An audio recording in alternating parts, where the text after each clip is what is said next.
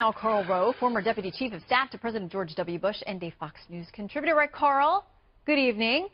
Good evening. How are you? Everyone is innocent until proven guilty, but I'll let you weigh in on what many people see as very interesting. Well, it sounds a little stinky. In 2004, Mrs. Sanders takes over a very small college in Burlington.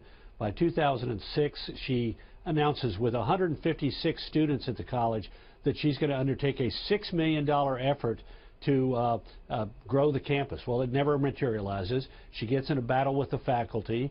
Some of the faculty members leave. By 2010, she announces that she's going to move the college from downtown Burlington to 33 acres right on the lakefront north of town that she's going to buy from the Catholic Church for $10 million.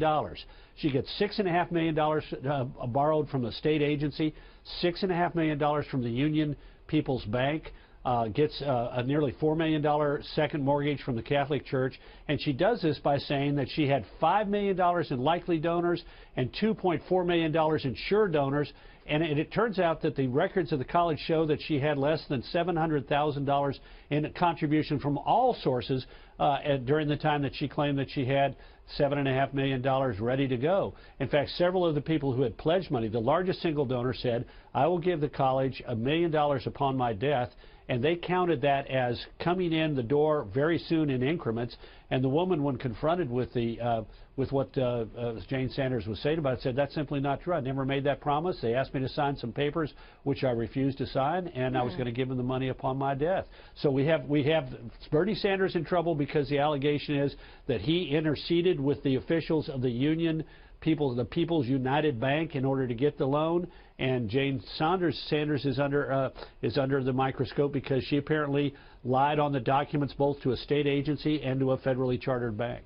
So we have Bernie Sanders, who is a man of the people. He nearly became the Democrats' nominee last time around. I mean, he won 20+ of the primary contest, and he's preached continually against the wealthy. You heard him in the sound bites there. We know he owns 2 or 3 houses. I mean, he's done pretty well. But yet he continues to connect with young people and others who are disaffected who say he is fighting for us. Yeah. Well, look, they forced his wife out as president of the university, and a few years later, burdened by all this debt that she had run up, it went bankrupt. It no longer exists. But she left with a $200,000 package, severance package, and she was paid $150,000 a year at the beginning when they had 156 students.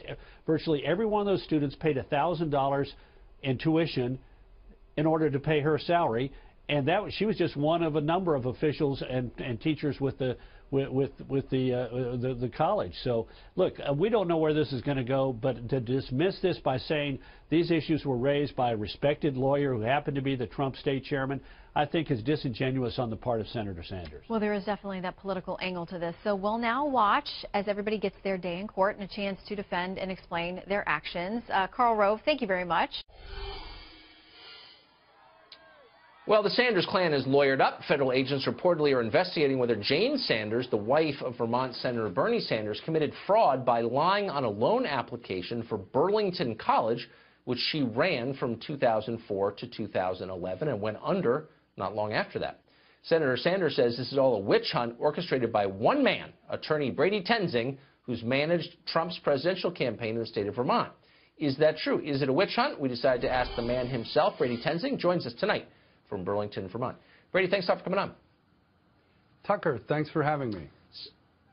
So let's get to the basis of the claim. So there was a story a couple of days ago touted by the Sanders campaign or office that the person who supplied the notion, who told you originally that Jane Sanders committed fraud on a loan application, in fact was passing on hearsay, and therefore, says Senator Sanders, this whole claim is false. How do you respond to that? Well, thanks for bringing that up, because there's been quite a bit of confusion over that issue.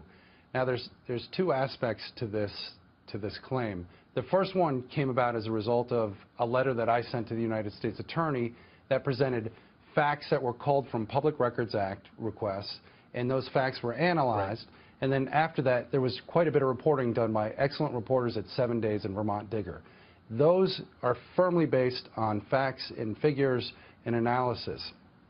There was a later bit of evidence that came to me after the school closed, where a state legislator told me that a bank executive told him that the Sanders office interfered with the loan, and as a result of that interference, the bank wrote the loan conditions so stringently that the college failed. Huh. Okay, so that is not even related to what I understood the court claim to be, that Jane Sanders borrowed more than the college could hope to ever repay, and in fact was not able to repay it and went under as a result, and that constitutes fraud. Is that true, do you believe? Well, all right, so Jane Sanders bought a huge piece of property from the Catholic diocese. In order to buy that property, she had to borrow $10 million, $6.5 from the bank, about $3.5 from the Catholic diocese. Now, in order to get those loans, she had to confirm guaranteed donations of $2.6 million. Of that 2.6, the school was only able to collect about 25%. So does that constitute fraud, do you believe? Well, it certainly is something that needs to be looked at. And of the confirmed donations, 3 of the donors have come forward to say that the school overstated their pledge amounts. Ooh. So here's what I don't understand. I don't think anyone contests that Jane Sanders' tenure as the head of Burlington College was a disaster in the end for the school, which, as we said, no longer exists. She walked away with quite a bit of money. How did that happen? When Jane Sanders was asked to leave by the board, she lawyered up back then and was able to extract a $200,000 golden parachute before she left. How can you tank a college and then walk away richer? That's a great question, Tucker. And if you look at who was harmed by this whole financial debacle, you can see the Catholic Church lost almost $2 million. The taxpayers of Vermont lost almost $150,000. The bank lost untold amounts of money, and the school went bankrupt. And so the students were harmed, and vendors were harmed as well. But the Sanders, they were not financially harmed. I don't think there's any contesting that. FBI investigation or not, I think what you said is factually supportable and shocking. And I'm glad that you're here to recount it for us. Brady, thanks a lot. Thanks for having me. Joining us now is former National Justice Director for Bernie Sanders. Teslin Figaro is with us. Fox News legal analyst Greg Jarrett, former Clinton pollster, Fox News contributor Doug Schoen. Teslin, I guess I got to start with you tonight. I know you're a big Bernie supporter.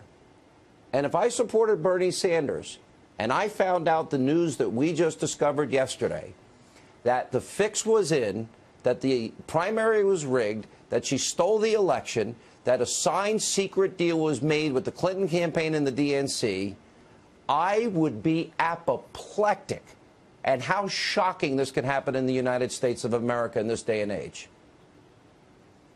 It's not even, it's bigger than just being a supporter. You know, I'm here for every supporter, every surrogate that was dragged all over Twitter for speaking the truth, like Senator Nina Turner, Dr. Cornel West, every voter that voted in this primary, those who really believed in the American process. All of us, from Sanders staffers, supporters, surrogates, have all come to say, we told you so. And it's so much bigger, Sean, than just a politician or being a pundit. I worked on the campaign. I spent 7-8 months on the campaign every day away from my 10-year-old child, lost my mother while I was on this campaign due to lung cancer, really believing in the American process. And we told you all along that it was rigged. And so this is really a big deal to have Donna Brazile, someone who has been connected not just to the Clinton establishment, but to the Democrat Party for over 30 years, that has come out and spilled the tea on her own friends. So I look forward to see what else is going to come out as a result of this scandal.